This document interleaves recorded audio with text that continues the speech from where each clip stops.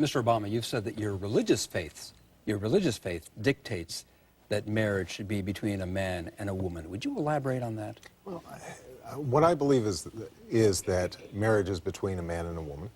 But what I also believe is that we have an obligation to make sure that gays and lesbians have the rights of citizenship that afford them visitations to hospitals, that allow them to transfer property between partners, to make certain that they're not discriminated on the job.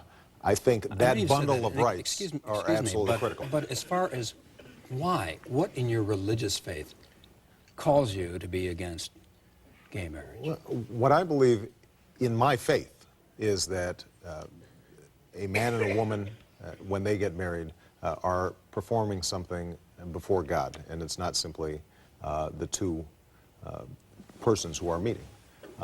But that doesn't mean that that necessarily translates into a position on public policy or with respect to civil unions. What it does mean is that we have a set of traditions in place that I think need to be preserved. But I also think that we have to make sure that gays and lesbians have the same set of basic rights that are in place. And I was glad to see, for example, that the president today apparently stated that he was in favor of civil unions. This may be a reversal of his position, but I think it's a healthy one. I think on this, President Bush and I disagree apparently with Mr. Keyes on this, because I think that that kind of basic ethic of regard towards all people, regardless of sexual orientation, is a valuable thing. Let me interrupt and ask you a very quick follow-up question. Do you believe homosexuality is a choice? No, I don't.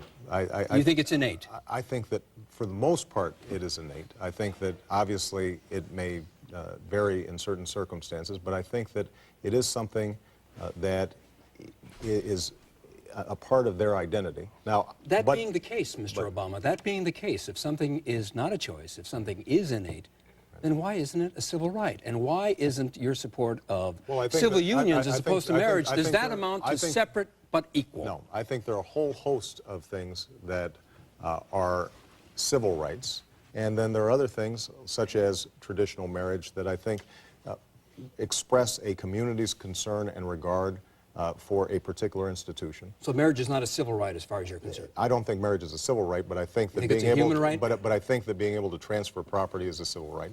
You think marriage is a human right? I think not being able to, not being discriminated against is a civil right. I think making sure that we don't engage in the sort of gay bashing that I think has unfortunately dominated this campaign, not just here in Illinois, but across the country, I think is unfortunate. And I think that that kind of mean-spirited attacks on homosexuals is something that the people of Illinois generally have rejected.